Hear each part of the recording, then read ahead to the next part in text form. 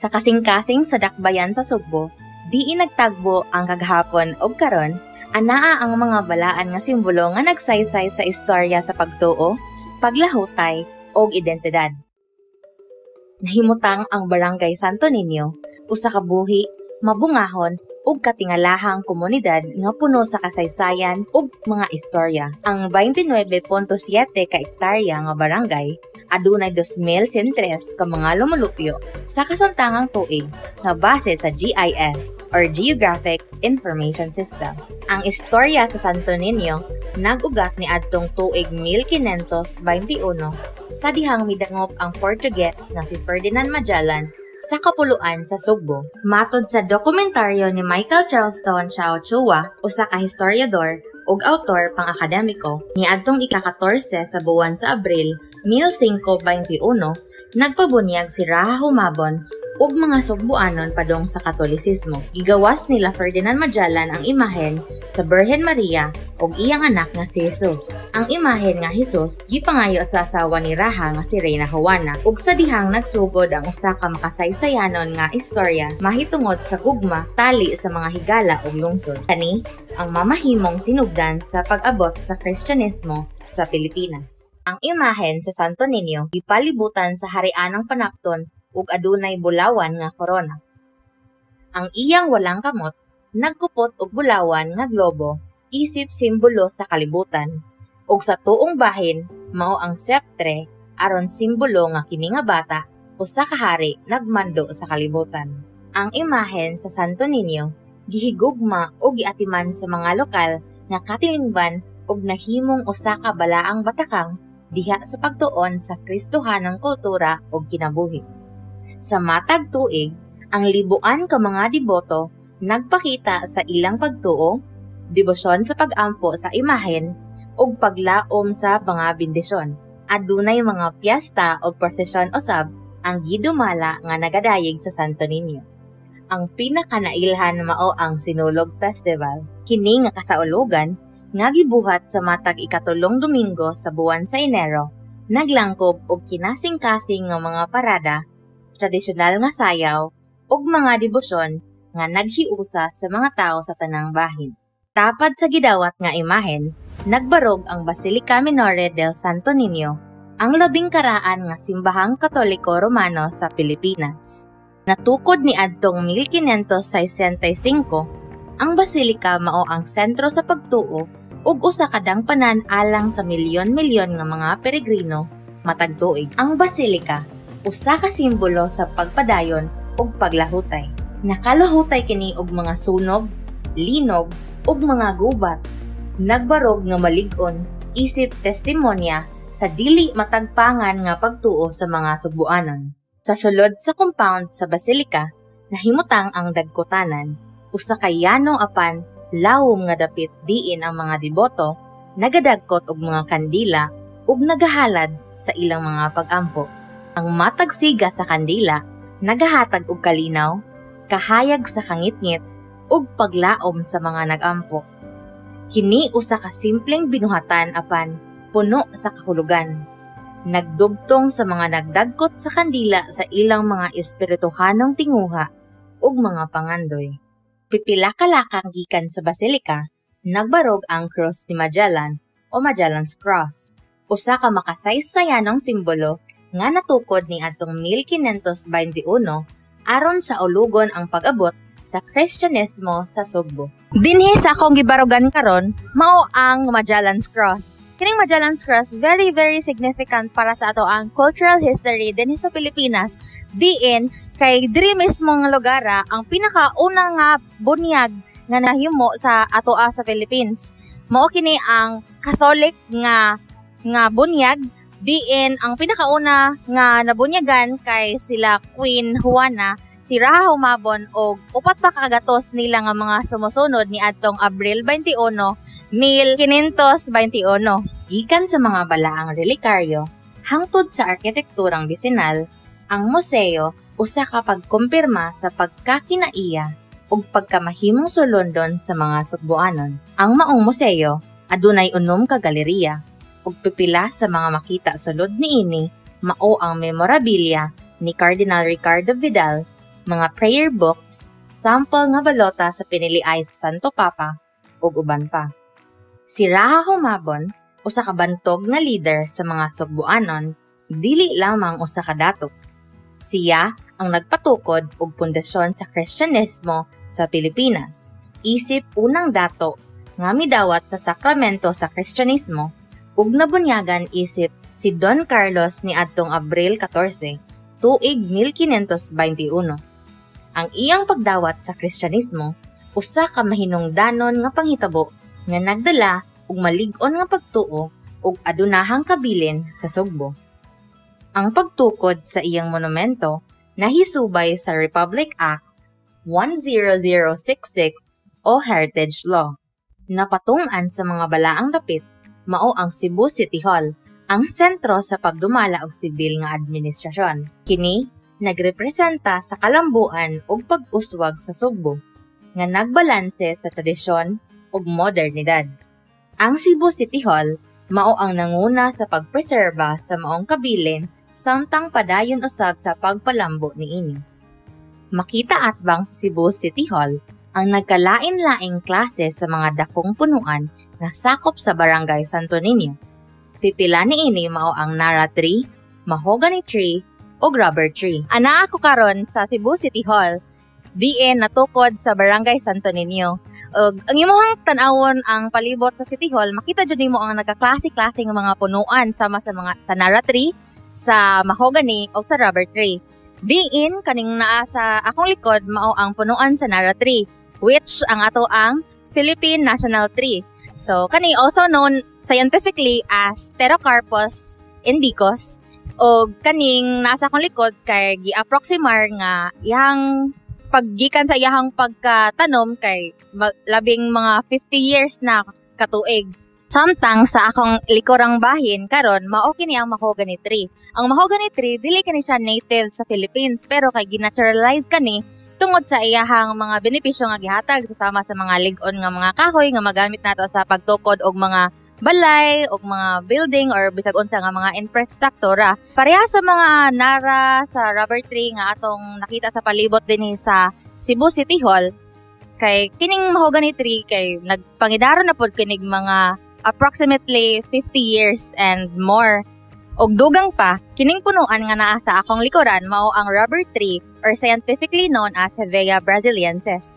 Kini siya according sa mga lumulupyo kay pagkabata ani nga kahoya kay mo excrete kuno siya og latex-like or sa Bisaya pagitawag nga goma. Og apan karon nga nitiguang na ni nga kahoy sa akong likuran kay dili na ni siya mo hatag og excretion nga katong goma apan nag-serve na lang siya as landong or maghatag na lang siya shade sa mga lumulupyo og sa mga turista. Nahimutang usab sa Barangay Santo Niño, particular sa likod sa Basilica Church, mao ang Prudential Bank and Trust Company. Ang maong bangko gipatukod isip usa ka commercial banking institution ni adtong 1952 nga adunay tinguha sa pagserbisyo sa mga negosyante nga base sa middle market. Sa laing bahin, ang Bank of the Philippine Islands or BPI napalit ang 80% sa Prudential Bank. Maong sa pagkakaron, ang BPI ang miokupar sulod sa maong establishmento. Sa likurang bahin mismo sa Basilica Church, mao ang Prudential Bank and Trust Company nga infrastruktura. Kini nga building gi-approximar nga niadto pa kini mga early 1900s na tukod. Makita usab nato nga iyang architectural aspect kay lahi jud sa mga modern buildings nga atong makita karon labi na sa iyang mga kasikbit nga lugar. Unya tungod sa iyang pangidaron pod kay makita pod nato nga naa na yung mga tanom nga nitubo sa iyahang atop og ang iyahang yung mga bintana pod mismo kay makita na jud ang pagkakaraan kay napuno na kini og mga alikabok or mga abog. Sa pagkakaron, kining building sa Prudential Bank and Trust Company giokupar sa Bank of the Philippine Islands or BPI. Isip sentro sa komersyo, ang labing panginabuhi sa mga lumulupyo mao ang pagpamaligya og mga klase-klase nga butang pang turismo ug mga pagkaon susama sa keychains, rosaryohan, ref magnets, mga pagkaon nga kakanin, mani, cotton candy, ug mga ilim na nun nga soft drinks, buko juice, tubig, ug uban pa. Kani imuhang panginabuhian ron kay sakto ra sa imong pagkadlaw-adlaw or magutman gyapon ka. Turo man sa toras ginansya, toras kaon. Unsa man ang imuhang rota niya, unsa man imuhang schedule sa imong pagpaninda? Kada adlaw ka maninda or maninda or naapod kay pahuway? Boy pahuway ay. So feel nimo unsa may nagkadaghan diri ang mga turista or ang mga lokal? Turista. Turista jud niya, mga turista mo mamalitay sa inyo ha. Unsa man imong masulti murag mo jud ni ang kasagarang murag kinabuhi kan panginabuhian diri. Kung depende kung may okasyon lain ilog lain ka nang mahalin nun. Dapat na kinira siya. Og kani og dili ko tong kindi unsa man di Sa imong lagay baligya. mga papatay ng Valentine's Day, magpuas ng Valentine's Day, kunta ko ng New Year, kasi paguto, ano ba, ilin ka. Makita usab nato dinhi nga murag gibuhat nila nga mini center of kanang mga negosyo ang kining atbang sa Cebu City Hall kinagalain-lain ilahang mga pamaligya gikan sa mga sudan, naapoy mga prutas, naay mga gulay og kini sa akong likod naapoy mga tanom mismo, mga ornamental, mga herbal og mga nagkalain-lain nga klase gyud nga mga baligya nga imong makita dinhi. Katawhan ang nagatambong dinhi sa kalinaw og pagtulon-an sa Cebu Metropolitan Cathedral o ginatawag usab nga Cathedral of St. Vitalis and of the Immaculate Conception. Ang maong simbahan gitukod ni adtong 1565 sa panahon nga gihisgutan ang Kristyanismo sa dakbayan sa Sugbo. Pinaagi sa iyang maanyag nga arkitektura ug sagrado nga atmosfera, ang Cebu Metropolitan Cathedral nag-alagad isip usa ka tindalo nga balaang dapit sa mga magtutuo ug sa mga turista nga mobisita niini. Ang cathedral naglakip sa hamamongayon og pagkahalangdon nga nagpalambo sa espirituhanang pagtagad sa kahitasan. Nagpabilin nga usa sa mga labing karaan nga estruktura sa barangay mao ang Ramirez Building. Kini nga estruktura nagpabilin dili lamang isip usa ka panimalay kun dili usab isip usa ka espasyo alang sa negosyo sa pamilya Ramirez. Nga kaliwat sa kanhi barangay kapitan, nga karon konsehal, mao si Honorable Pancho Ramirez.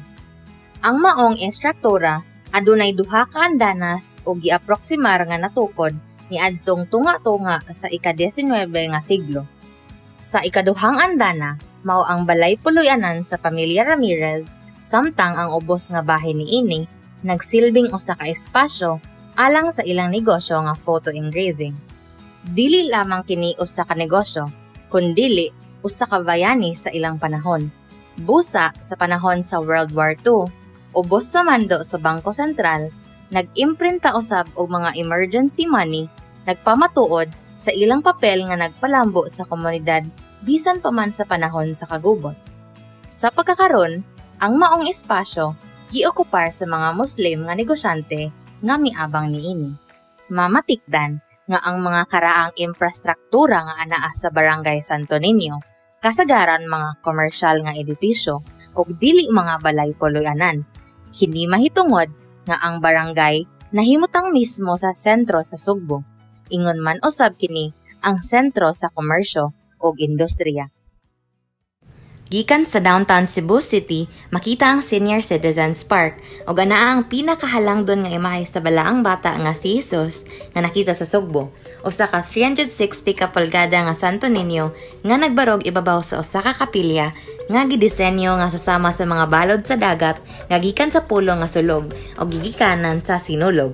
Ang unang tumong sa maong park mao ang paghatag og hamugaway nga mga lugar nga kapahuwayan og katambayan sa mga tawo, ilabi na sa mga senior citizens, ug ang pagpahigayon sa matag Domingo nga misa nga gipahigayon sa kapilya alang usab sa mga tindera sa Carbon Market nga gusto mosimba apan nagduha-duha sa pagpalayo sa ilang mga stalls.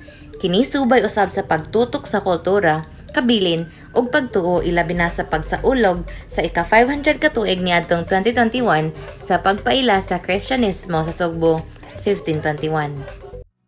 Kita masayod nga kadaghanan sa mga Cebuano ang nagsaulog sa Sinulog Festival maong nakahukom ang mga opisyal sa Barangay Central proper nga mosalmot diin nakuha nila ang ikaduhang ganti sa Sinulog Mardi Gras. Apan, Ang mga lokal nga mantalaan nasayop sa pag-ingon nga ang Pahina Central ang may daog ug dili ang Central proper, mahitungod sa pagkapareha sa mga ngalan sa duha ka barangay. Naa ba ni origin ang pangan sa barangay? Naa jud Barangay Central proper. Central po. Ano siya? Ang original jud nga ngalan. Perhaps na ba kay murag a little bit of information kap nga Oo. gitawag siya as Central? Mo nang gitawag sa Barangay Santo Niño tungod sa location sa atong Basilica Minore del Santo Niño. So mo na atong gi-change from Central po to Barangay Santo Niño. Nya tungod sa mga celebration sa Fiesta Senior nya located sa atong barangay, nya ang Basilica located sa atong barangay. So mo nang gi-change nato to Barangay Santo Niño. Karon pila nakakabok ang lumulupyo sa Barangay Santo Niño? Kamay ra gyud atong residents mga 900 ka pidra. 976. Mga pila ka ni ka barangay ka? I mean, sitio. Sitio 4. Sitio Mauco, Sitio Pampango, Sitio Pinikanipaan, ug Sitio Lutaw. Oldest person living today. Kara si Tan Bingho, kara nasa Legazpi, ang ilang balay tupad sa Kathay Highway. Wala masayod ang kadaghanan, apan bisan sa wala pa ang pag-ilis sa ngalan, ang Barangay Santo Niño aduna nay kaugalingong tinuig nga Barangay Fiesta Celebration. Aron pagpasidungog sa ilang patron nga si Nuestra Señora Virgen de los Remedios, nga gitakda sa katapusang Domingo sa matag tuig. Gituuhan sa mga lumulupyo nga ang mga katsila nianhi sa Pilipinas nga nagdala og duha ka imahen, ang Santo Niño ug ang Virgen de los Remedios. Ang orihinal nga imahen sa Santo Niño nahimutang nasulod sa Basilica nga nagatubang sa simbahan. Apan, ang orihinal nga imahen sa Birhen wala gihapon makaplagan hangtod sa pagkakaron. Makita og masinati ang kabuhong sa makasaysayanon ug kultural nga bili sa Barangay Santo Niño pinaagi sa mga istorya sa mga kabili niini. Ang Barangay Santo Niño padayon sa pagminintar, pagpreserbar ug pagpalambo ilabi na sa mga bililhong lugar nga maong tinubdan sa Kristyanismo dinhi sa Sugbo ug sa uban pang bahin sa Pilipinas. Ang cultural mapping usa ka komprehensibo nga proseso nga molampas sa pag-ilalamang sa mga landmark o butang. Kini naglangkob sa dokumentasyon ug pagsusi sa mga bahin sa kultura ug kabilin nga may kinaadman. Ang mga kinaadman makita sa mga pisikal nga mga istruktura sama sa mga balay, mga monumento, ug mga artifacts. Samtang, ang mga intangible nga aspeto naglangkob sa mga tradisyon, kaugalingong panagway, pinulungan, ritual, sugilanon, ug mga tinuhuan nga gipasa-pasa sa mga henerasyon. Pinaagi sa sistematikong pagmapa ni ining kabilin, ang mga komunidad adunay tin-aw nga kailhanan sa ilang pagkatawo. Pinaagi sa pag-ila o pagdokumento sa mga mahinungdanon nga bahin sa ilang kultura, mamahimong mas makahuluganon ang ilang pananaw sa ilang kaugalingon nga katilingban ug kasaysayan. Kini maghatag sa mga lumulupyo og dako nga kahibalo ug pag-ila sa ilang tradisyon, ritual ug mga kasinatian nga gipasa-pasa sa ilang katigulangan. Kini usab makapadasig kanila nga mamahimong aktibo sa pagpanalipod sa ilang kultura aron mapreserbar ug mapahiluna alang sa umaabot nga kaugmaon sa mga lumulupyo. Dugang pa, ang cultural mapping nagtugot usab sa mga turista nga masabtan ang konteksto sa ilang gipang bisita nga destinasyon ug labaw pa nila mahinumduman ang ilang kaagi. Sa pag-eksplorar sa mga lokal nga kultura, ang mga turista makakat-on og mga tradisyon ug kostumbre ug makatabang usab sa lokal nga ekonomiya pinaagi sa pagpalit og mga produkto. Kining tanan mahisubay sa Republic Act No. 11961 o ang Cultural Mapping Act of 2020 nga adunay mga tumong sa pagpalambo sa kultural ug nasudnong ilhanan ug alang usab sa pagpalambo sa turismo ug ekonomiya.